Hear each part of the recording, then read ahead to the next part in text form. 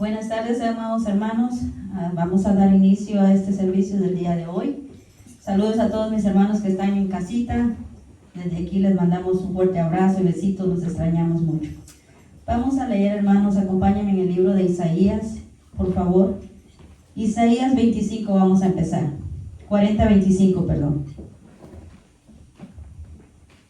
En el nombre del Padre, del Hijo y del Espíritu Santo.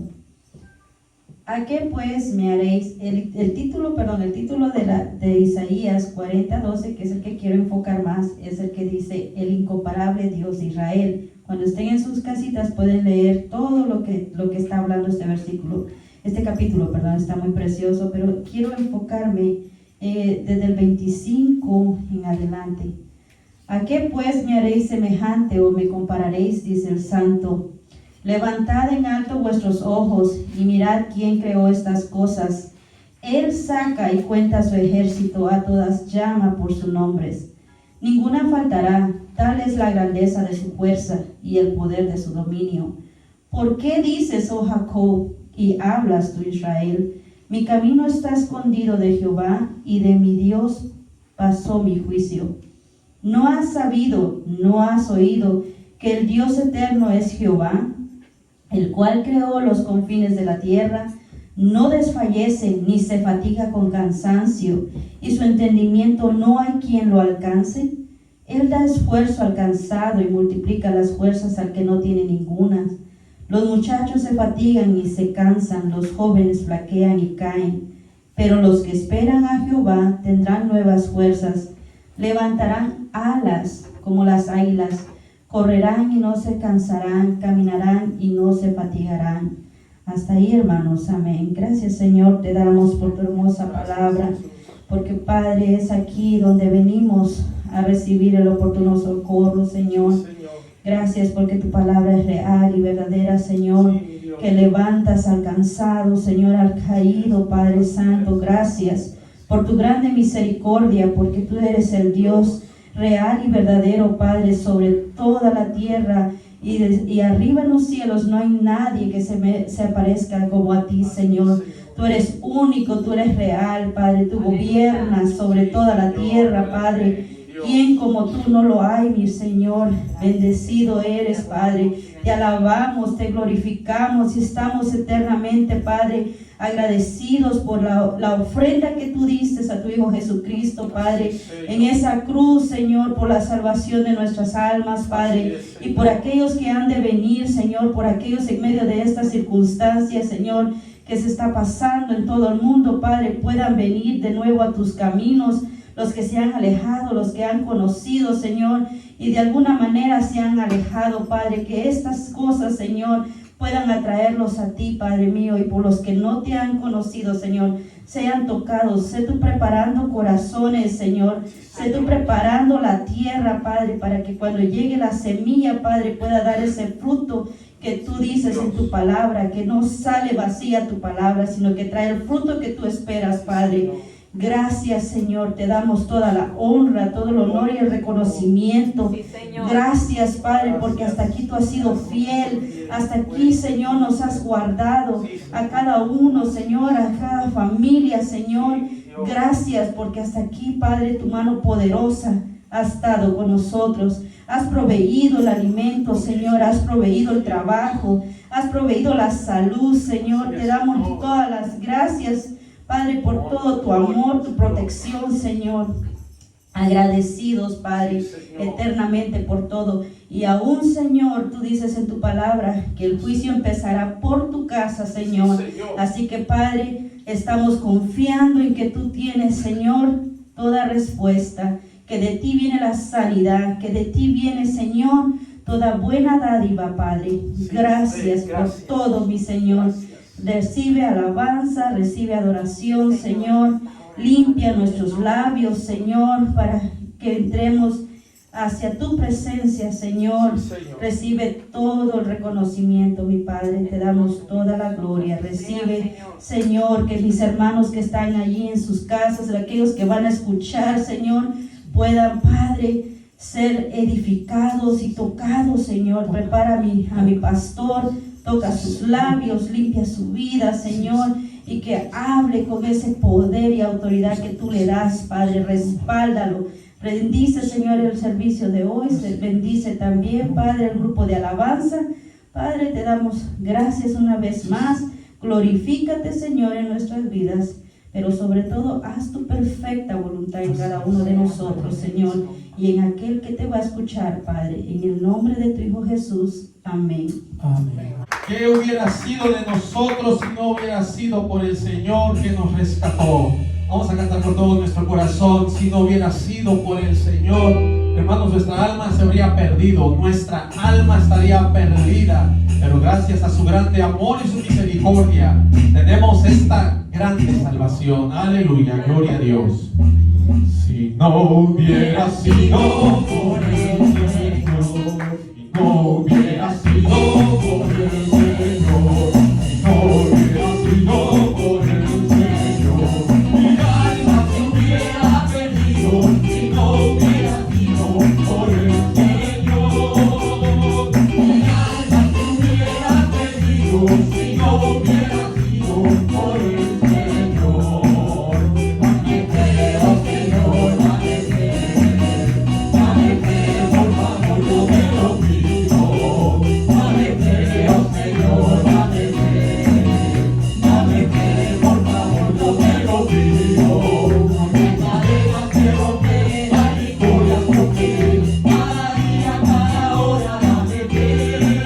Porque cadenas que romper, hay victorias que obtener, cada día, cada hora, dame fe. ¡Aleluya! Ayúdame, Señor, con tu espíritu. Ayúdame, Señor, con tu espíritu. Ayúdame, Señor, con tu espíritu. Déjame sentir el fuego de tu amor en mi corazón, oh Dios. Déjame sentir el fuego de tu amor en mi corazón, oh Dios. Hay victoria, hay victoria, hay victoria en el nombre de Jesús. Hay victoria, hay victoria, hay victoria en el nombre de Jesús. El enemigo no podrá acabar nuestras almas, porque hay victoria en el nombre de Jesús.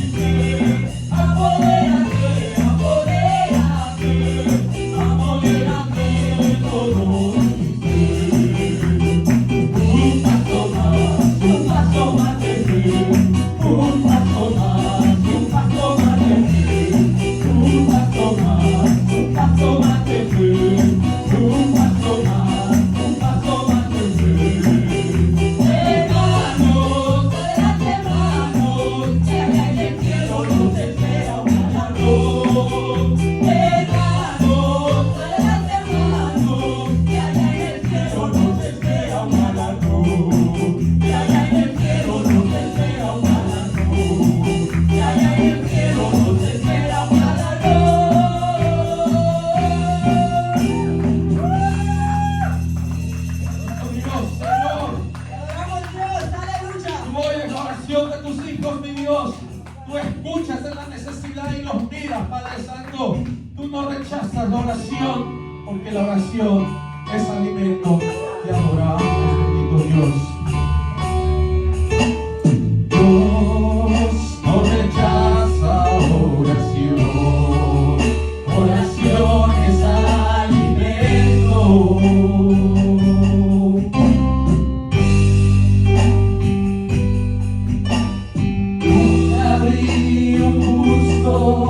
Sin respuesta o quedar en sufrimiento,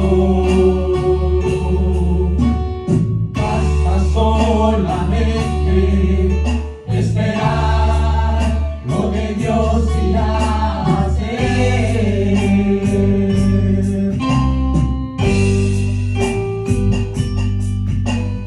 Cuando levantas tus manos, es hora de vencer.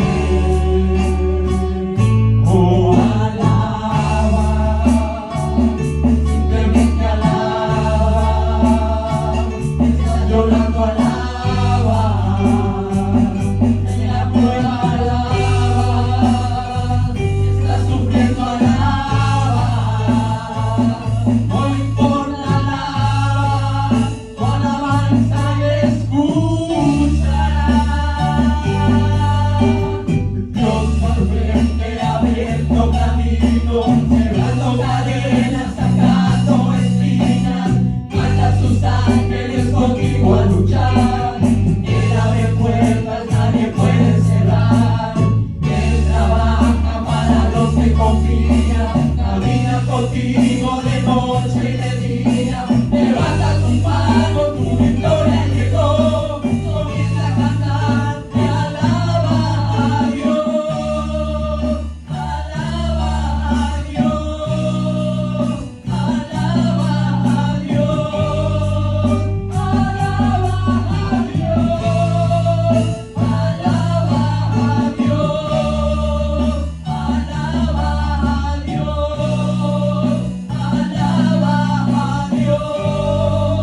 Alaba a Dios. La gente necesita entender lo que Dios te está hablando.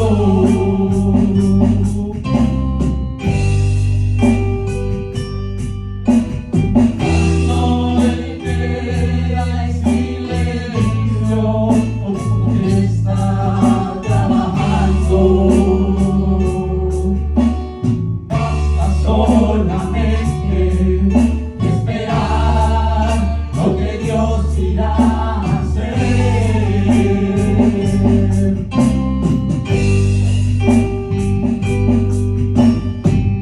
Cuando levantas tus manos, es hora de vencer. Oh, alaba, simplemente alaba. Estás llorando, alaba. En la prueba, alaba. Estás sufriendo, alaba. No importa, alaba. Tu alabanza y le escucha. Dios al frente abriendo camino, quebrando cadenas, sacando espinas. Manda sus ángeles contigo a luchar. Él abre puertas, nadie puede cerrar. Él trabaja para los que confían. Camina contigo de noche y de día. Levanta tus manos, tu victoria llegó. Comienza a cantar y alaba a Dios. Alaba a Dios. Alaba a Dios. Alaba a Dios. Alaba a Dios. Alaba a Dios. Alaba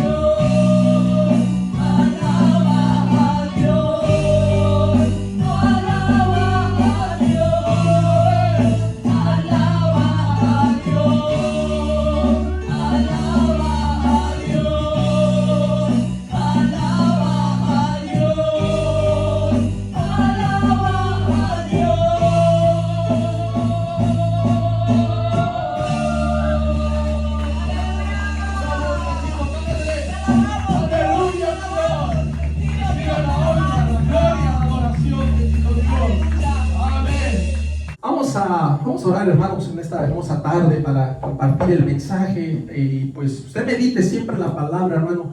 Yo siempre he retado a las personas que uno tiene que guiarse a la palabra de Dios. Si hablamos, tenemos que hablar conforme a la palabra, no conforme al deseo de uno, ¿verdad? Y siempre una doctrina no la hacemos de un texto. Dios en su palabra, usted dirá, ¿por qué hay tantos escritores? Esto es parte es una información que yo les quiero dar. ¿Por qué Dios no usó solamente un profeta y hubiera escrito toda la Biblia, ¿verdad? Los 66 libros. ¿Por qué? Porque usó a Mateo, a Pedro, a Marcos, en el Antiguo Testamento, una serie de profetas. Y de acuerdo a la ley, el testimonio de uno no era válido. Es la razón. Tenía que ser 2 o 3. Pero dice Hebreos que el Señor nos dejó una nube de testigos. Por eso vemos cantidad. Pero uno es el autor. El Espíritu Santo, hermanos, es la misma línea de pensamiento en todos los profetas. Por eso es que no podemos encontrar contradicción. Mateo contradiga a Pablo, Pablo contradiga a Juan, Juan contradiga a Lucas, y así sucesivamente haber contradicción porque Dios no es un Dios de confusión, es un Dios de orden. Y la palabra de Dios no se contradice. Nos equivocamos nosotros por seguir al hombre, seguir la enseñanza. No, vaya la palabra. Tenemos el Espíritu Santo. El Espíritu Santo dice que nos enseña, nos recuerda las cosas. Él nos va a enseñar. Y esa es la invitación que yo hago a siempre depender de Dios. Vamos a orar, amados hermanos. Y qué lindo poder estar los poquitos, ¿verdad?, que estamos aquí. Claro, estamos respetando también las leyes de sanidad. Estamos tratando de guardar distancia, estamos tratando de limpiar micrófonos con alcohol, estamos tratando de tener hand sanitizer, estamos tratando de colaborar también, porque nosotros estamos sujetos también a las autoridades. Dice la palabra de Dios que nos sometamos a toda la autoridad, porque la autoridad ha sido establecida por Dios. Vamos a orar, amados hermanos. Amantísimo Padre, te damos gracias, Señor, el día de hoy por la vida, por la fuerza, la salud, este momento, Señor, de estar en tu presencia, este momento, Señor, de alabarte, de cantarte. Se puede sentir el gozo, se puede sentir la alegría, se puede sentir tu presencia. Podemos, Señor, cantar a pesar de esta situación, que el mundo, Señor, está en pánico, que el mundo tiene miedo, que se han tomado medidas preventivas, que gente ha muerto, familias desconsoladas, y que todo esto tiene un propósito, Señor. Tú nos hablas siempre a tiempo y fuera de tiempo, y que sabemos que tu palabra es verdad y se va a cumplir, y que tú muchas veces vas a hacer tu voluntad y no nuestros deseos o caprichos. Tú, Señor, te vas a manifestar. Tú sabes lo que es mejor para nosotros. Nosotros muchas veces no sabemos cómo pedir. A veces pedimos mal, pedimos en nuestra carne, en nuestro deseo, en nuestra mezquindad, en nuestro orgullo, en nuestro egoísmo, Señor. Ayúdanos a siempre pedir conforme a tu voluntad, Señor,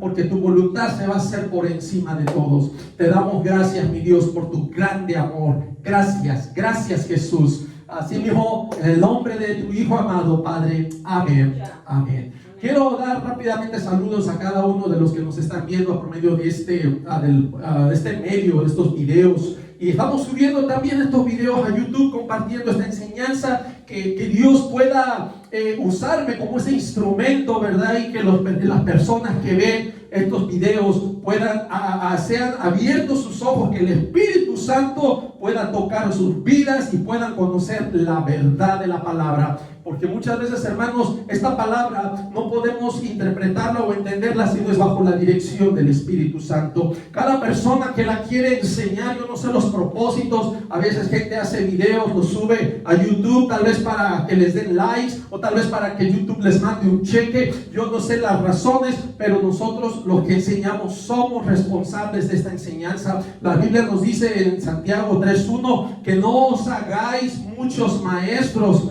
porque sabiendo que tendremos mayor condenación. Tenemos que predicar con el temor de Dios, buscando la verdad de Dios hacia su pueblo, no hacia mis intereses, no lo que a mí me conviene, no para acomodar la Biblia a mi conveniencia y yo beneficiarme. No, tenemos que buscar la voluntad de Dios y el beneficio de la obra de Dios. Te damos gracias, bendito Dios. Estamos, hermanos, con la siguiente, la parte 2. Hace el domingo pasado tuvimos el mensaje el mensaje hacia una resurrección gloriosa, hacia dónde íbamos. Hablamos de que esta es nuestra esperanza, tocamos 5 puntos. Hoy vamos a hablar del 6º punto, pero dentro de esta investigación queremos traer evidencia. El 6º punto ahorita lo vamos a posponer para el siguiente domingo, porque antes de entrar en el 6º punto, el 6º punto se llama el descenso de Cristo al Hades o al infierno. Quiero explicar un poquito de esos términos después, tal vez para el otro domingo, ¿verdad? Yo sé que hay ciertas personas que no creen. Cristo cumple el Salmos 16. Pedro en el capítulo 2 de Hechos dice que no dejaría su alma en el Hades, ni tampoco su cuerpo vería corrupción. Entonces hay que entender que es el Hades. Algunos han traducido Hades por el sepulcro, como que el cuerpo ahí estaba en el sepulcro y el alma ahí estaba en el sepulcro, pero no es así, hermanos, no es así. Ya vimos el domingo pasado que el alma sale del cuerpo cuando uno muere. Elías, cuando oró a Dios cuando resucitó al niño, ¿verdad? Le dice: Jehová, te ruego que hagas volver el alma, que la hiciera volver. Si el alma del niño hubiera estado ahí, pues lo hubiera despertado. El alma no estaba ahí, y dice que Jehová lo oyó e hizo volver el alma. O sea, el alma salió. En Génesis 35:18, cuando murió Raquel y dio a luz a Benjamín, que ella le puso por nombre Benoni, y Jacob le cambia el nombre a Benjamín, dice que al salírsele el alma, ella murió. Son textos que usted puede investigar y son referencias. El alma sale del cuerpo. Hoy estaremos hablando evidencias de la existencia del alma después de la muerte física. Evidencias de la existencia del alma después de la muerte física. Quiero comenzar, hermanos, con la creación del hombre en el Génesis, hermanos. No voy a citar mucho, simplemente voy a tomar una línea de pensamiento para que basados en eso empezamos a definir, y usted me va a ir entendiendo. Vaya poniendo atención a lo que vamos a hablar el día de hoy. En Génesis capítulo 2, versículo 7, la palabra del Señor dice: entonces Jehová Dios formó al hombre del polvo de la tierra y sopló en su nariz aliento de vida, y fue el hombre un ser viviente. Fíjese que en este pasaje dice que Dios sopló en su nariz. Nariz en el hebreo es af, aliento de vida. La palabra en el hebreo es neshama, que es traducido por hálito o alma, y de vida el hebreo es kahai, que se traduce como viviente, vigor o ánima. Ahora, muchas traducciones lo han traducido como ser viviente. Usted puede buscar, es un ser viviente, a excepción de algunas Biblias. En la Biblia del Cántaro, Reina Valera 1602, dice: fue el hombre en alma viviente. La Biblia del Oso, Reina Valera 1569, todavía más antigua que la 1602, dice que fue el hombre en ánima viviente. La Biblia israelita Kadosh mesiánica dice: y el hombre se convirtió un alma viviente. La palabra ser, cuando dice ser viviente, la palabra ser en el hebreo es nefesh. Es lo que he hecho yo esta investigación, porque si hay diferencia, hermanos, hay diferencia en cada palabra. ¿Por qué se usa nefesh? Se le atribuye a alma. Vamos a ver que también nefesh tiene otras traducciones, como persona, como cuerpo, como cadáver, de acuerdo al contexto. Ahorita lo voy a ir explicando. Nefesh en sí es alma, ánima, vida. Una connotación bien importante que debemos entender, aquí es donde ya entramos a la interpretación. Debemos entender el significado de la palabra en su contexto. ¿De qué está hablando el contexto? Ese es el significado que denota, hermanos. Por ejemplo, la Biblia usa muchas expresiones que deben interpretarse de acuerdo al contexto, ya sea si es sentido figurado, literal, escritural, histórica, análoga. ¿Qué tipo de figura o retórica es? Y es lo que muchas veces no hemos entendido. Dentro de la hermenéutica hay interpretaciones y precisamente se estudia el texto. Por ejemplo, la retórica, hermanos, hablando de la retórica, son maneras no convencionales de utilizar las palabras para otorgarles belleza, expresividad, mayor vivacidad, un realce distintivo de lo común y lo ordinario, con el objetivo de persuadir, sugerir, ilustrar y emocionar al lector. Déjeme citarle algunos ejemplos. Si usted no puede esto también investigar, investíguelo. Encontramos aliteración, encontramos alusión, anáfora, analogía, anástrofe, antonomasia, antítesis, el apócope, apóstrofe, calambur, acidentor, la catáfora, la comparación, la concatecación, la elipsis, la énfasis, el epíteto, la etopeia, el hipérbato, hipérbole, metáfora.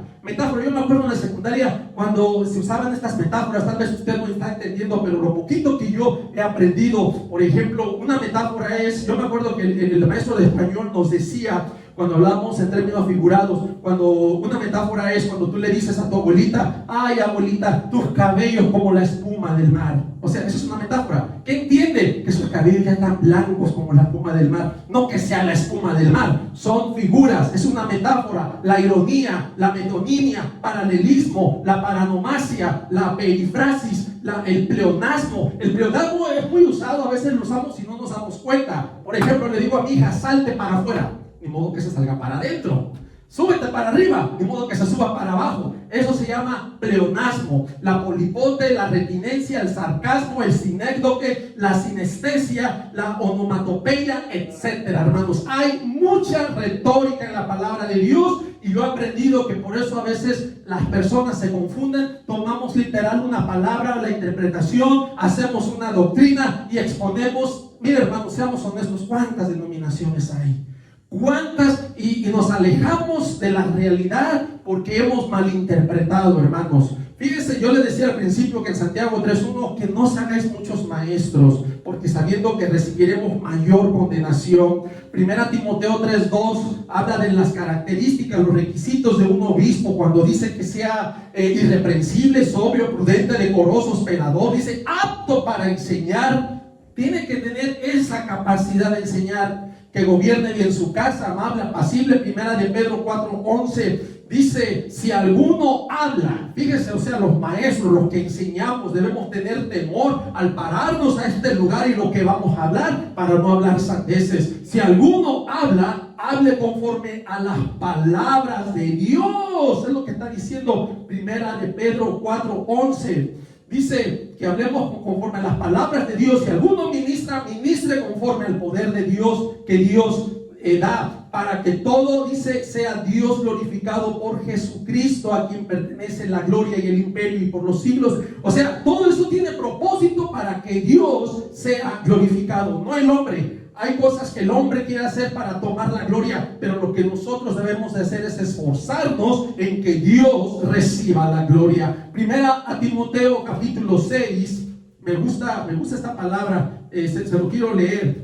Primera a Timoteo en el capítulo 6, versículo 3, dice: si alguno enseña otra cosa. Vea qué tremendo. O sea, no vamos a estar enseñando otra cosa de lo que realmente tenemos que enseñar, y no se conforma a las sanas palabras de nuestro Señor Jesucristo y a la doctrina que es conforme a la piedad, está envanecido, nada sabe y delira acerca de cuestiones y contiendas de palabras, de las cuales nacen envidias, pleitos, blasfemias, malas sospechas, disputas necias, de hombres corruptos de entendimiento y privados de la verdad, que toman la piedad como fuente de ganancia. Apártate de los tales, le dice el apóstol Pablo a Timoteo. Qué tremendo, hermanos. Tenemos que hablar conforme a las sanas palabras de nuestro Señor Jesucristo y a la doctrina que el Señor nos ha dejado, hermanos. Por eso tenemos que tener ese temor. Volvemos otra vez al Nefesh, hermanos. Vamos a volver al Nefesh. Ahora entendamos, hermanos, que la palabra Nefesh se ha traducido, escuchen esto, se ha traducido dándole sentido como una expresión acomodada al texto. Ahorita les voy a explicar, les voy a poner un ejemplo. Se ha traducido dándole un sentido, una expresión acomodada al texto, sin ser, escuche, el concepto original adecuado. Muchas veces no es el concepto, pero se acomoda al texto y se traduce de esa manera. Por ejemplo, la palabra infierno se ha traducido mal, hermanos. No es que la Biblia esté mal, no, la traducción. el contenido no cambia, la verdad bíblica no cambia, simplemente es la traducción. Las palabras a veces que se usan no son. Tártaro se ha traducido por infierno, el tártaro no es infierno, hermanos. Bueno, sí da el sentido de que está por debajo. Luego vamos a ver ese significado de lo que es el infierno. Es importante reconocer, hermanos, que la misma palabra que se está traduciendo, ¿sí?, se va a acomodar al contexto, ¿sí?, o a la figura de la retórica del contexto. Por ejemplo, decía, la Reina Valera traduce la palabra nefesh. En otros pasajes, no se los voy a dar todos, nomás voy a decir las palabras con las que la traduce. Ha traducido nefesh por anhelo, cadáver, cuerpo, esclavo, corazón, hombre, interior, íntimo, mente, persona, voluntad, y en parte tiene cierto sentido cada uno de esas. Se ha traducido por persona, alma, porque realmente el alma no es hablo de la persona física, sino en lo espiritual. La personalidad es espiritual. Cuando hablamos de la doctrina del Espíritu Santo, la personalidad del Espíritu Santo quiere decir que aunque el Espíritu Santo es espíritu inmaterial, tiene una personalidad, porque el Espíritu nos enseña, el Espíritu nos convence, el Espíritu lo contristamos, el Espíritu lo apagamos. El Espíritu no es una fuerza activa, como dicen los testigos de Jehová. Y yo no estoy haciendo este video para criticar, pero sí no quiero tapar el sol con un dedo. Tenemos que denunciar las herejías, hermanos, lo que no va de acuerdo a la palabra. Es importante, hermanos, ahí les va un ejemplo, ¿verdad? Cómo a veces las palabras se traducen. El domingo pasado les puse el ejemplo de Jonás. Lo quiero volver a traer porque es importante entender este ejemplo. Jonás capítulo 2, versículo 1 y versículo 2. Dice que Jonás, él oró. Dice, entonces oró Jonás a Jehová su Dios. Vea dónde estaba, el pez ya se lo había tragado. Él oró desde el vientre del pez y dijo, invoqué en mi angustia a Jehová, y él me oyó desde el seno del Seol, clamé y mi voz oíste. Ok, aquí, hermanos, él está diciendo que clamó en su angustia, ¿verdad? Y dice que desde el seno del Seol Dios le oyó. La pregunta es, ¿realmente estaba Jonás en el Seol? Se fija que se acomoda esta palabra en esta figura, y muchas veces se ha traducido de diferente manera. Por ejemplo, Nueva Versión Internacional ha traducido por sepulcro. Dios habla hoy, ha traducido como profundidades de la muerte. La Nueva Traducción Viviente ha traducido desde la tierra de los muertos. Y cada traducción ha acomodado Seol, dándole un distintivo diferente a lo que es su concepto original. Es lo que yo quiero hablar, que entendamos, porque acomodamos, traducimos. Es como si yo agarro este pasaje de Jonás y yo les voy a traducir el Seol. Hermanos, pues el Seol lo defino como el vientre del gran pez donde estuvo Jonás. ¿Es correcto decir eso? Entonces, cuando alguien me dé otro concepto, no es sepulcro, es el vientre del pez, ese es el Seol. No, hermanos, entendamos. Y cada vez que usted encuentre Seol en varios pasajes, va a tener otra connotación diferente. Y es ahí, ¿cómo se dice? Cuando la gente se confunde, es ahí la confusión, que muchas veces no saben. Pero ¿saben qué, hermanos? Ahorita vamos a entrar un poquito más en la definición de eso. Vamos a relacionar un poquito el Hades, un poquito, yo sé que esto es una prédica y la estoy tratando de hacer un estudio un poco larga. De pronto la voy a tener que dividir en dos partes, pero tenemos que entender, estoy poniendo los fundamentos para explicar por qué Jesús entonces descendió al infierno. Porque nos quedamos solo con la parte, nomás uno puede decir, no descendió, se confunde. Entonces tenemos que entender por qué, cuál fue la razón que él tuvo que descender. Ok, volvemos. La pregunta, ¿estaba Jonás realmente en el Seol? Claro que no podemos definir el Seol como el vientre de un gran pez. El concepto original de Nefesh, hermanos, escuche, es el aliento espiritual que Dios le dio al hombre, por el cual le dio vida. El hombre es un ser espiritual viviendo en un cuerpo físico. Mire, aunque Nefesh en algunas veces da la connotación de algo físico, yo le voy a explicar algo. En Génesis 2, cuando Dios hace al hombre, dice que lo toma del polvo de la tierra. Dios ya tenía la parte física, Y Dios, cuando Él de su nariz exhala, hermanos, el aliento de vida le está dando la parte espiritual. No le está dando lo físico a lo físico. Es ahí donde nosotros tenemos que aprender a entender. Entonces, el Nefesh siempre va a aplicar la parte espiritual en su concepto original. Usted lo puede encontrar en otro pasaje como corazón, como deseo, el deseo del alma, como pasión, como emoción. La va a encontrar porque estaba mirando una lista, hermanos, de cómo se ha traducido alma. Y cuando alguien, tal vez alguna secta, toma, bueno, como que les dan opciones. Bueno, si yo tengo la idea de que no existe el alma, todo, voy a tomar las partes físicas como se traduce el alma para aplicarlo, que el alma sigue en ese sepulcro físico. Entonces acomodamos esta enseñanza, ¿sí? Estamos acomodándola, pero tenemos que venir al concepto original. Entonces Dios no pudo haberle dado la parte física a un cuerpo físico, al polvo de la tierra. Cuando el hombre lo formó, Dios le da el hálito, el aliento, la vida, término espiritual. Ahora, entonces desde aquí podemos definir al hombre en esencia que es espíritu viviendo en un envase terrenal. Hermanos, y aquí también se hace confusión. También he estado meditando. Hay personas, no, es que somos bipartitos, no, es que somos tripartitos. Bueno, yo en lo personal me inclino a ser tripartito, porque sí hay diferencia en los términos. En el hebreo el espíritu es ruach, el alma es nefesh, y sí da un concepto diferente, no es igual.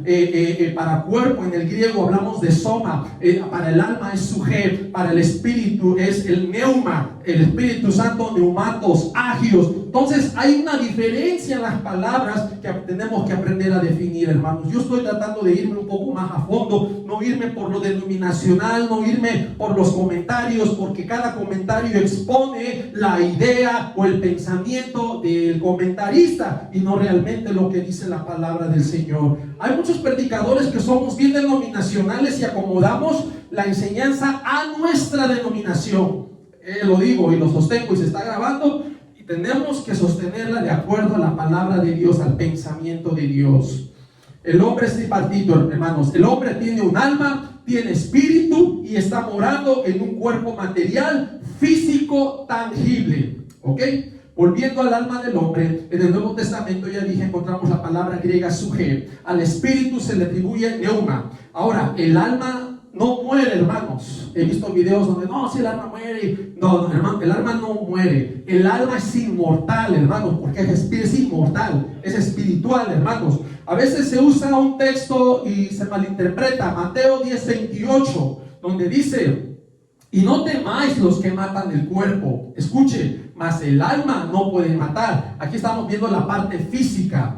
Alguien puede llegar con un cuchillo, enterrártelo varias veces y matar tu cuerpo, pero tu alma no puede matar. Ahora vea la comparación. Dice, temed más bien. Aquí ya no es al hombre, ya no es a la parte física, hablando de Dios. Temed más bien a aquel que puede destruir el alma y el cuerpo en el infierno. Aquí ya son los dos, el alma y el cuerpo en el infierno. Ahora aquí la palabra destruir le dan otra connotación como aniquilar. Aquí se habla, hay una secta, ¿verdad?, el adventismo, donde ellos creen en la aniquilación del alma, que el alma ya se aniquila y qué padre, ¿no? O sea, uno se muere, está dormido, va a juicio y lo destruyen y nunca pagó. No, la Biblia no nos enseña eso. Entonces ahí tenemos que tomar todos los textos, ahí es donde usamos teología, agarrar todos los textos y ver si la Biblia enseña la aniquilación del alma. Y es lo que vamos a hacer hoy. Vamos a ver varios textos que no respaldan esta idea, no respaldan la aniquilación del alma. La palabra, hermanos, para destruir en griego es apolumi, que significa destruir, perecer, perder. La Biblia de las Américas traduce por perecer. La Dios habla hoy también traduce tema, más bien aquel que puede hacer perecer el alma y el cuerpo en el infierno. Ahora, los sinónimos de esta palabra de destruir es arruinar, asolar, devastar, concluir, consumir, finalizar, terminar, anular, matar y aniquilar. Como que hay una opción y cada uno quiere tomar a conveniencia, pero yo les voy a decir algo. Por eso tenemos que tomar todo el contexto, todos los demás textos de la Biblia para ver si embonan con la misma enseñanza, el mismo principio. Yo puedo usar una expresión, un ejemplo, yo tengo mi esposa, mi hija, me quedo sin trabajo y yo tengo muchas deudas, ¿verdad? Y a mí, por error, tomo una mala decisión, yo voy y robo un banco, asalto un banco, pero fallé, la policía me agarró y yo le hablo a mi esposa y le digo, estoy destruido, he destruido mi vida. Yo sé que suena algo, tal vez usted se imagina, vamos a destruir un edificio, se le meten bombas, pum, explota, se cae el edificio. Yo uso esta expresión, he destruido mi vida. ¿Realmente destruí mi cuerpo?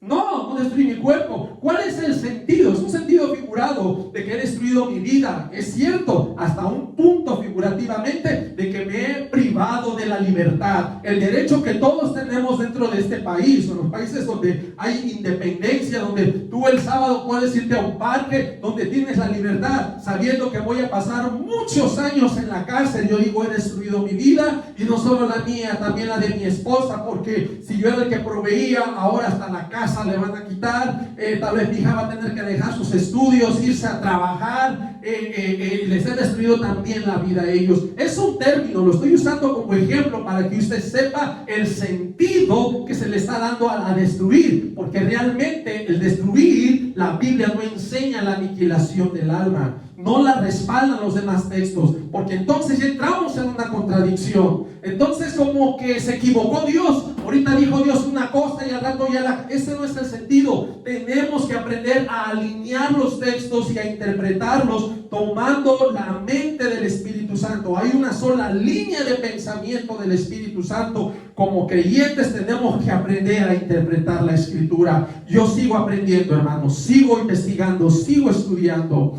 Pero realmente, hermanos, ¿se puede aniquilar el alma en el infierno?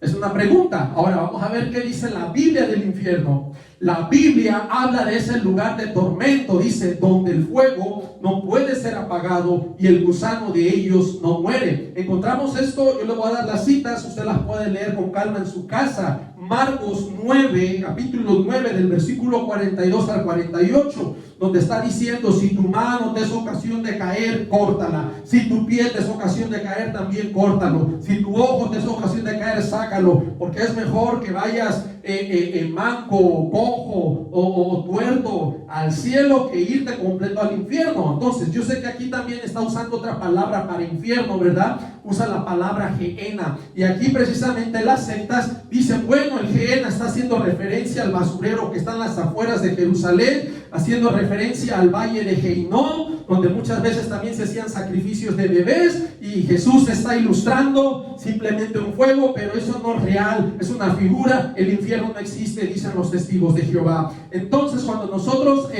claro, Jesús nos está ilustrando, pero ahora volvamos a lo mismo. ¿Es mentira eso? ¿Es mentira el infierno? ¿Cuál es la enseñanza, hermanos, que nos está dando nuestro Señor Jesucristo? Yo le voy a decir algo, y aquí ha habido una mentira. Yo sé que hemos arrastrado tradiciones donde se nos enseña o se ha enseñado tiempo atrás, la Iglesia Católica, el romanismo anterior, que el infierno es el lugar, el reino de Satanás, donde están sus demonios, llega la gente y los demonios torturan a la gente. Eso es una mentira, porque también los demonios en el infierno son torturados. Ellos no están torturando a las almas de los hombres. Eso es una mentira, y eso lo hacían tal vez para que la gente diera las indulgencias y diera dinero para sacar las almas de ese lugar de sufrimiento del purgatorio, y se han inventado una serie de doctrinas que no tienen el respaldo bíblico. Esa fue una mentira del reino de Satanás en el infierno, ¿no, hermanos? También, hermanos, en el infierno también los demonios sufren. El infierno es tormento para los demonios. Vea lo que dice Mateo 8, Mateo 8, 29. Encontramos la declaración de un demonio dirigiéndose a Jesús, reconociéndolo como Hijo de Dios, preguntándole, ¿qué tienes con nosotros? ¿Has venido acá para atormentarnos antes de tiempo? Vea la pregunta que le está haciendo. ¿Has venido acá para atormentarnos antes? ¿Por qué le hace esa pregunta? Porque los demonios ya fueron juzgados, los demonios ya sabemos el destino final, ya tuvieron juicio, ellos saben que les espera un tormento, pero al ver a Jesús dijeron, bueno, ya nos van a mandar al tormento antes de tiempo, porque hay un tiempo establecido. Ellos ya sabían que Jesús podía lanzarlos al fuego eterno. Y hermanos, en el versículo 31, los demonios, dice los demonios porque es plural, le rogaron a Jesús diciendo: si nos echas fuera, permítenos ir a aquel hato de cerdos. Ese permítenos le están pidiendo permiso, danos permiso. Yo quiero que entienda esto, que los demonios ocupan el permiso de Dios. Los demonios no se mandan solos. Aquí este demonio estaba consciente: has venido acá para atormentarnos. Aquí la palabra griega es basanizo, que quiere decir atormentar, afligir, fatigar. Qué interesante que no dice: ya has venido aquí a aniquilarnos. No, se habla de un tormento. En Mateo 25, 41 al 46, hermanos, aquí se habla de este fuego eterno. Fuego eterno que fue preparado para el diablo y sus ángeles. En Mateo 25, 41 enseña que las personas que no hicieron la voluntad de Dios, haciendo lo agradable a Dios, para servirle a Dios por medio de sus hermanos más pequeños, estos irán al fuego eterno. Déjeme decirle que aquí usa otra palabra, aquí no usa gehenna. Por eso digo, tener cuidado, no podemos decir que nomás gehenna es figurado, porque si fuera figurado, aquí en el contexto, hermanos, en este texto, fuego eterno, está usando las palabras griegas purgo ainoios, que quiere decir fuego eterno. En el versículo 41 dice: entonces dirá también a los de la izquierda: apartaos de mí, malditos, al fuego eterno. Hay un fuego, y no está usando la palabra gehenna. ¿A qué se está refiriendo? Sigue siendo mentira. El fuego eterno dice: preparado para el diablo y sus ángeles, pero también ellos van a ir a ese lugar por su pecado. Aquí no usa la palabra gehenna, está usando otras palabras en griego. En el versículo 46 dice que estos irán al castigo eterno y los justos a la vida eterna. Oh, ya encontramos que usa la palabra castigo eterno. Es un castigo eterno. La palabra griega es kolasis aionios, eterno, eterno, castigo eterno. Entonces, kolasis es castigo y no destrucción, no aniquilación. Y es lo que tenemos que ir estudiando, que no podemos usar una figura, como gente genera una figura y decir que es mentira, porque hay más textos que no usan la palabra gehenna, pero hacen alusión a un lugar de tormento, a un fuego eterno. Y más en el Apocalipsis se habla del lago de fuego y tampoco usan la palabra gehenna. Entonces no podemos negar la existencia de este infierno, hermanos. Miren, la palabra Hades ha sido traducida en el latín por infierno, la cual nos acerca a la idea central, hermanos. Fíjese, no por el fuego eterno. Yo quiero que entienda su concepto.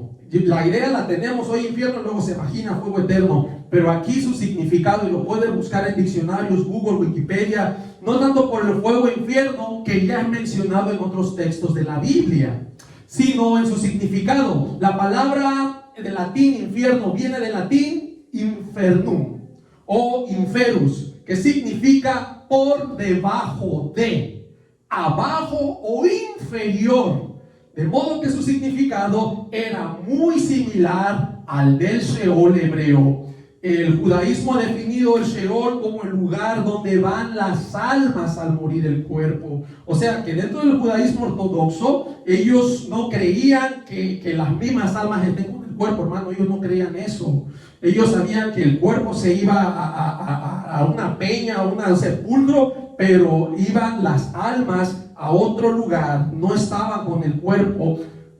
Por eso el Sheol, ellos han definido lugar donde van las almas al morir del cuerpo, o el descenso de las almas. Vea lo que dice, por ejemplo, en Lucas 16, 19, es una narración, la narración de Jesús acerca del rico y Lázaro.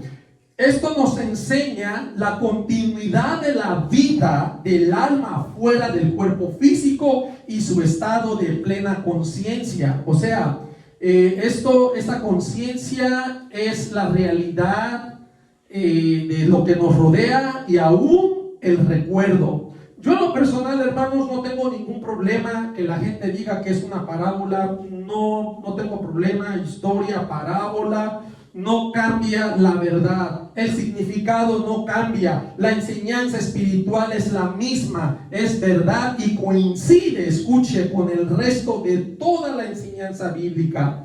La enseñanza, hermanos, sigue siendo verdad. Aquí se pudieran cuestionar, ¿verdad?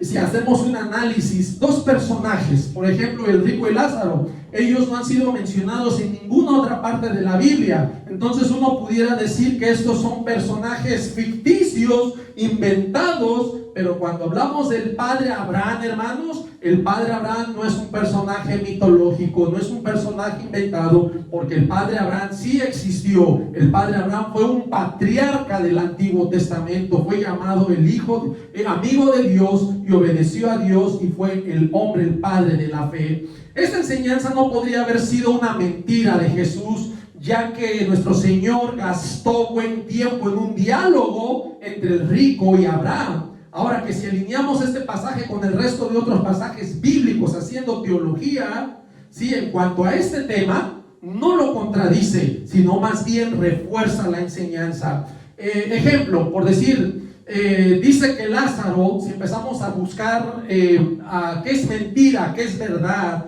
dice que Lázaro fue llevado por los ángeles al seno de Abraham. Pregunta: ¿los ángeles son mentira? ¿Los ángeles no existen? ¿Acaso los ángeles son ficticios? Encontramos, ¿qué dice la palabra de Dios? Los ángeles son reales, hermanos. Hay ángeles. Realmente esto no sería una mentira, hermanos.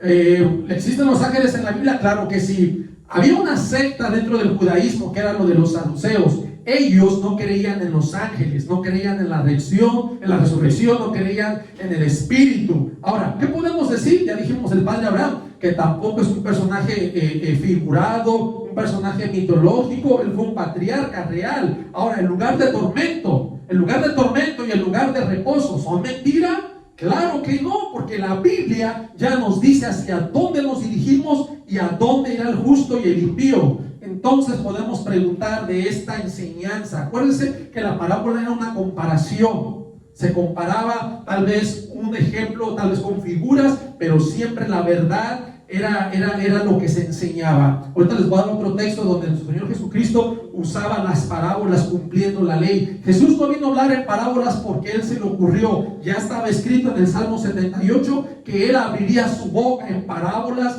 y contaría cosas escondidas desde antes de la fundación del mundo. Lo que está diciendo el Señor Jesucristo son verdades, hermanos. Mateo 22, capítulo 22, del 23 al 33, Jesús tuvo un debate con los saduceos. Estos niegan la resurrección.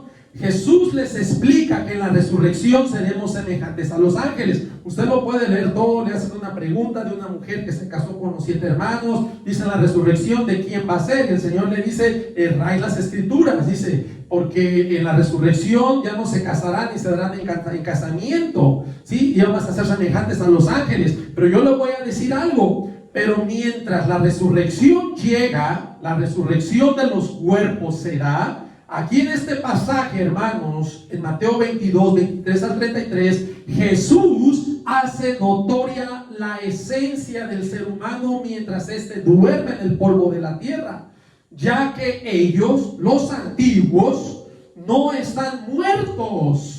Ahí lo está diciendo el pasaje. No están muertos o inconscientes. Vean lo que dice ahí Mateo 22 en el versículo 32. Ya que Dios dijo: yo soy el Dios de Abraham, el Dios de Isaac, el Dios de Jacob. Dios no es Dios de muertos, sino de vivos. Ahí está esta enseñanza. Y para cuando Jesús citaba esto, pues Abraham ya estaba muerto, Jacob ya estaba muerto, Isaac ya estaba muerto. Entonces, ¿por qué dice que es un Dios de vivos si están muertos? Y luego en Lucas 20:38 dice: pues para Él, o sea, para Dios, todos viven. Es decir, no morimos, hermanos, no morimos. El cuerpo es el que queda en la tierra, pero el alma, hermanos, el alma no muere. El alma es inmortal. Lo que caracteriza a un ser vivo, hermanos, es la conciencia de su alrededor. Ahora las sectas enseñan el sueño del alma. Esta denota más la inconsciencia del ser, ignorando todo lo de su alrededor. Vamos a ir ahondando más en pasajes del Nuevo Testamento, porque realmente en el Nuevo Testamento el Señor Jesús nos descorre la cortina, nos da una enseñanza. Vean lo que dice Mateo 17, capítulo 17 del 1 al 6. Aquí nuestro Señor Jesucristo tomó aparte, fue a un monte alto y llevó solamente, no llevó a los 12, llevó a Pedro, Jacobo y a Juan su hermano. Dice que se transfiguró delante de ellos, su rostro resplandeció y sus vestidos se hicieron blancos como la luz, y se le aparecieron Moisés y Elías hablando con Jesús. Pregunta, ¿no estaban dormidos Moisés y Elías?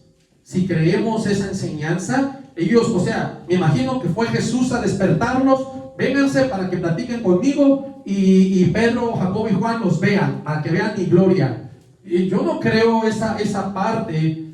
Si están dormidos, el Señor debió respetar el sueño. Se me hace una falta de educación de Jesús, de irlos a despertar, que los deje dormir. Esta no es una evidencia para el sueño del alma, porque aquí estamos viendo a Moisés y a Elías hablando con Jesús. Ellos no estaban dormidos, ellos estaban conscientes hablando con Jesús. En otro pasaje, en Lucas 9:30, se nos da más detalle en cuanto a esta conversación que ellos tenían. En el versículo 31 dice que ellos hablaban de la partida que Jesús tenía que cumplir en Jerusalén.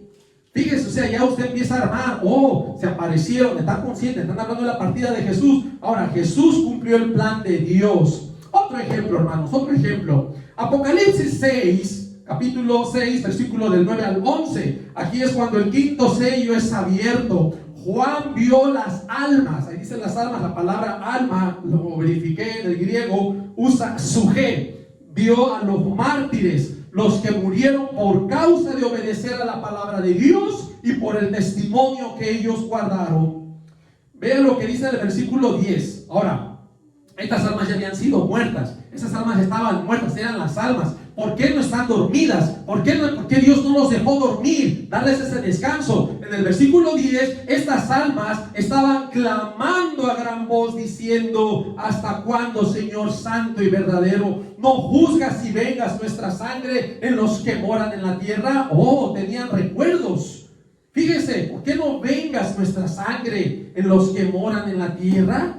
Sabía ellos, hermanos, estas almas que están ahí bajo el altar cuando este quinto sello es abierto, estas almas no estaban dormidas, estaban conscientes y tenían recuerdos. Ellos se acordaban de lo que les hicieron cuando estaban en sus cuerpos, de cómo los habían matado. Al igual que el rico que estaba en el Hades, estaba consciente y se recordó que el por qué estaba ahí. El padre Abraham también le dijo: hijo, acuérdate que tú tuviste tus bienes y Lázaro sus males, mas ahora Lázaro es consolado y tú atormentado. ¿Se fija? Ahora él es atormentado. Encontramos ese lugar de descanso y ese lugar de tormento. Eso lo dice Lucas 16:25. Claro, y también él se acordó, ese rico se acordó de sus 5 hermanos que estaban en casa de su padre. Padre Abraham, manda a Lázaro a que vaya y les predique a mis hermanos para que no vengan a este lugar. O sea, hay recuerdo, hermano. Después de que usted muere, hay recuerdos, hay conciencia.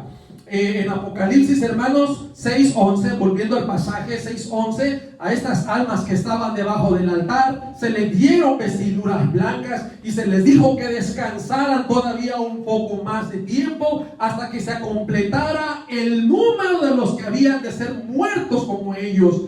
Aquí hay un número, hermanos, un número que Dios ya sabe y que no se nos ha sido revelado la cantidad de todos los que van a morir durante esta gran tribulación. Y aquí podemos ver en el capítulo 7 de Apocalipsis, versículos 9 al 17, hermanos, el resto de los que son muertos para ir a completando ese número durante la gran tribulación. Se lo voy a resumir. En Apocalipsis 7, del 9 al 17, encontramos esa gran multitud incontable de todas las nacionalidades vestidos de ropas blancas. También clamaban a gran voz diciendo: la salvación pertenece a nuestro Dios que está sentado en el trono y al Cordero. Dice Juan el apóstol que uno de los ancianos le preguntó: ¿quiénes son estos que están vestidos de ropas blancas y de dónde han venido? Y Juan respondió: tú lo sabes, Señor. Y el anciano respondió: estos son los que han salido de la gran tribulación y han lavado sus ropas y las han emblanquecido en la sangre del Cordero. Eso lo dice Apocalipsis 7:14. A mí me llama mucho la atención esta frase, que han salido de la gran tribulación. Y aquí es donde tenemos que embonar la enseñanza, el tiempo. La Nueva Versión Internacional traduce: aquellos son los que están saliendo de la gran tribulación. Biblia de las Américas dice: estos son los que vienen de la gran tribulación. Dios habla hoy, dice: estos son los que han pasado la gran tribulación. La Biblia israelita mesiánica Kadosh dice: estos son los que han venido de la gran tribulación. La Nueva Traducción Viviente, escuche, dice: estos son los que murieron en la gran tribulación.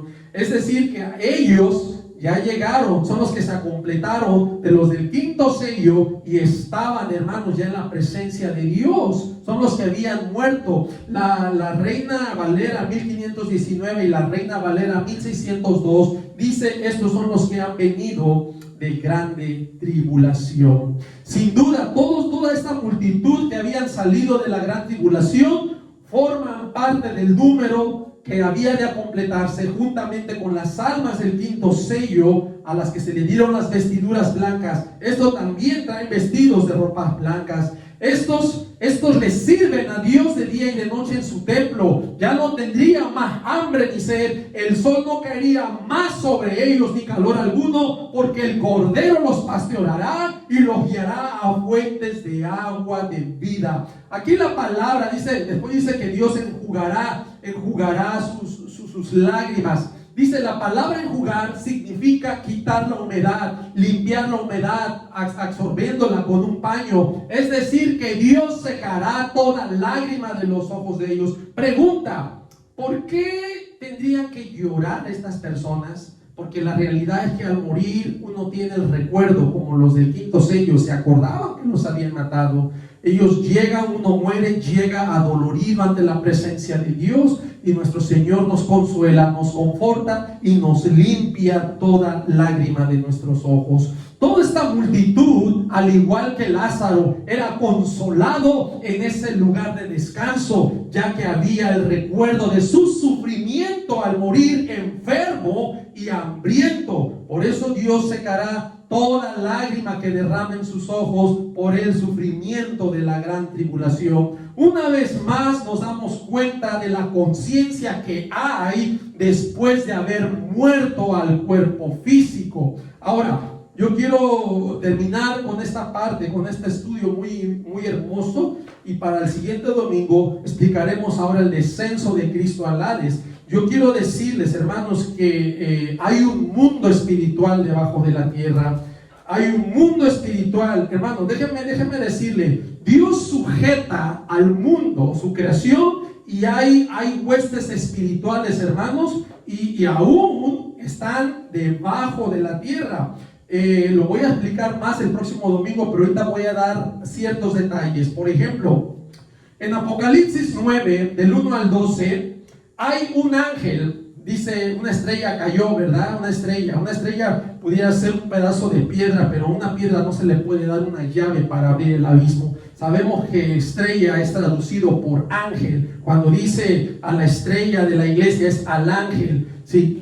Dice, hay un ángel que bajó del cielo a la tierra y se le dio la llave del pozo del abismo y lo abrió. Eso es en Apocalipsis 9, del 1 al 12. Y dice que cuando lo abrió subió mucho humo, pero vea que descendió del cielo a la tierra. No dice del cielo a la luna, del cielo a Marte, a Júpiter, Mercurio, no, del cielo a la tierra. ¿Qué quiere decir eso? Que dentro, abajo de la tierra, hay un pozo, hay un abismo, y este ángel tenía la llave, la cual lo abrió, y dice que de ese pozo subieron langostas. Todo tiene un propósito, hermanos, y esas langostas no iban a destruir nada verde, sino a los hombres, los iban a atormentar, hermano, por 5 meses. El 5 representa la gracia. Todavía Dios en su gracia desea que estas personas se vuelvan, se conviertan a Él. Dice en ese tiempo que van a sufrir tanto que ellos ansiarán la muerte y la muerte huirá de ellos.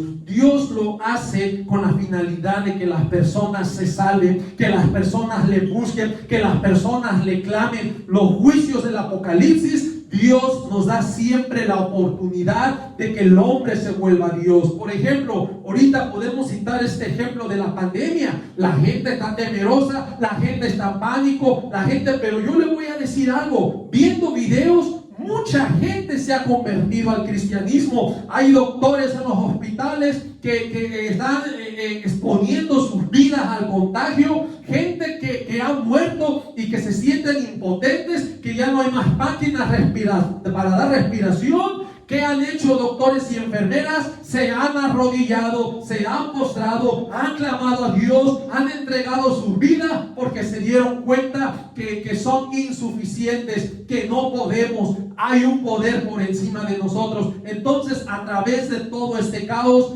gente se está convirtiendo a Dios. Presidentes, en YouTube he visto videos, han invitado al pueblo a orar, a ayunar. Hay gente que ha buscado más de Dios, y siempre lo he dicho, ¿cuándo es cuando la gente busca a Dios? Cuando hay tribulación, cuando hay aflicción. Dios en su sabiduría permite la tribulación, hermanos. Y yo sé que también aquí hay un mal concepto atribuyéndole como que la tribulación, que el diablo se mata. No es el diablo. Dios le da permiso al diablo, hermanos. Dios le da permiso. Dice en Apocalipsis 13, ¿verdad? Cuando aparezca este anticristo, esta bestia, y dice, y se le permitió actuar 42 meses, que son los 3 años y medio. Este que se le permitió es que se le da permiso. ¿Quién le da el permiso? Pues Dios. Dios le da el permiso a este tiempo para que obre con la finalidad de que la gente le busque. Claro, ahorita tenemos la salvación en Cristo, ¿verdad? Ya en aquel entonces de pronto te va a costar que te corten la cabeza para salvar tu alma, porque si tú recibes esa marca en tu mano derecha o en la frente, vas a beber el cáliz del furor de Dios y estarás en tormento toda la eternidad. Tormento, hermanos. Es interesante que entendamos que hay vida espiritual debajo de la tierra. En Filipenses capítulo 2, versículo del 9 al 11, encontramos, hermanos, la exaltación de Dios Padre hacia Jesús, exaltándole hasta lo sumo. Algunas versiones han traducido como el más alto honor. El Padre lo elevó a un lugar de máximo honor. Otra versión dice, le otorgó el más alto privilegio. Pero vean lo que dice el versículo 10 en Filipenses capítulo 2. Para que en el nombre de Jesús se doble, escuche, en el nombre de Jesús se doble toda rodilla de los que están en los cielos y en la tierra y debajo de la tierra, lo dice el versículo 11, y toda lengua confiese que Jesucristo es el Señor, para gloria de Dios Padre. Aquí, hermanos, se despertó mi grande curiosidad a saber que nuestro Señor Jesucristo es adorado como Rey de toda la creación y que toda rodilla se doblará. Pregunta, ¿la rodilla se va a doblar de quiénes? Y aquí lo está diciendo. Aquí el mismo texto dice, de los que están en los cielos. ¿Quiénes son los que están en los cielos? Los ángeles, arcángeles, serafines, querubines, los 4 seres vivientes, los 24 ancianos y todo ser que habita en los cielos. Eso lo encontramos en Apocalipsis 5, versículo 8, cuando va a abrir los sellos. En el 5:8 dice, y cuando hubo tomado el libro, acuérdense que no se encontraba nadie, ¿verdad? en el versículo 3, y ninguno ni en el cielo, ni en la tierra, ni debajo de la tierra podía abrir el libro, ni aún mirarlo. Y en el versículo 8 dice, cuando hubo tomado el libro, o sea, Jesús tomó el libro, dice que los 4 seres vivientes y los 24 ancianos se postraron delante del Cordero. Todos tenían arpas y copas de oro llenas de incienso, que son las oraciones de los santos. Vea que todos los que están en los cielos van a doblar rodilla, van a adorar. Luego dice, en la tierra, ¿qué encontramos en la tierra? Toda la humanidad, encontramos los reyes y no reyes, libres, esclavos, ricos, pobres, grandes y pequeños, y todo lo que respire que alabe al Señor. Es lo que encontramos en la tierra. Ahora aquí vamos a interpretar, y dice, debajo de la tierra. Aquí es donde entendemos que hay un inframundo debajo de la tierra. Debajo de la tierra, hermanos, aquí se encuentra, esos pasajes se los voy a explicar aún más en el siguiente video. Debajo de la tierra encontramos los ángeles que no guardaron su dignidad y que están en el abismo, que son cuartos de oscuridad. Aquí en Pedro esta palabra tártaro se tradujo por infierno, pero dentro de la versión Kadosh, el tártaro es traducido como mazmorra, cuarto de oscuridad, que están esperando el juicio. También encontramos debajo de la tierra todos los malvados, impíos e incrédulos que están en el Hades, y toda alma guardada que está en espera del juicio y que están siendo guardados por el mar y la muerte. Acuérdense que cuando sea el juicio del trono blanco, dice que el mar entregará a sus muertos, la muerte entregará a sus muertos, ¿verdad? Y para que sean juzgados, los muertos van a ser entregados, la muerte y el Hades van a entregar sus muertos. Aquí el alma está guardada en espera del juicio del trono blanco. Hay un mundo espiritual que Dios le sujetó a este mundo físico. Padre Santo, te damos gracias, mi Dios, en esta hora. Despídenos, Señor, de este lugar. A mis hermanos que están en casa, Señor, que escucharon este mensaje, despierta, Señor, en ellos el deseo de estudiar más, de investigar más. Muchas veces venimos con conceptos que se nos enseñaron desde la infancia, nos enseñaron tradiciones, y yo sé que hay tradiciones que son muy hermosas, Señor, pero que realmente no son bíblicas, Señor. Yo fui creado en un hogar donde se celebraba el Día de Muertos, se hacía el pan de muertos, y a mí me gustaba, y yo disfrutaba, y llegué a este país, y también el Halloween, y fui descubriendo con el paso que eso es una fiesta satánica, una fiesta que no te honra, que no te glorifica, y aquí nosotros tenemos que tener la sabiduría para separarnos, apartarnos, alejarnos de todo aquello que no te agrada, porque desde el día que tú entraste, Jesús, y te reconocimos como nuestro Señor y Salvador,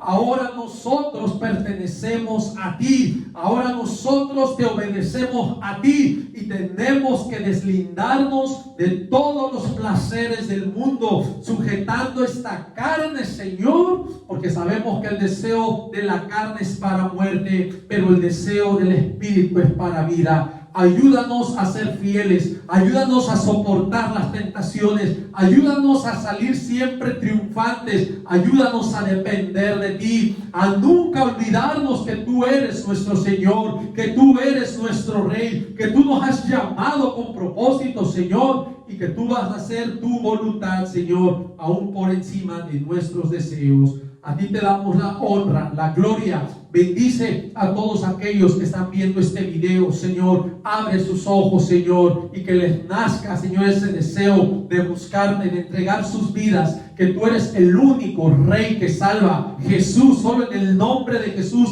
se doblará toda rodilla. Solo en el nombre de Jesús hay salvación, porque no hay otro nombre bajo el cielo dado a los hombres en que podamos ser salvos, sino en el precioso y poderoso nombre de Jesús. Bendito eres, Jesús. Bendito Padre, Espíritu Santo. Llévanos con bien. Danos, Señor, un día hermoso. Danos un inicio de semana en nuestros trabajos. En victoria, los que trabajamos, los que tenemos que estar en casa, quedémonos en casa. Cuídanos y ayúdanos siempre a hablar de ti, a vivir como a ti te agrada, a testificar.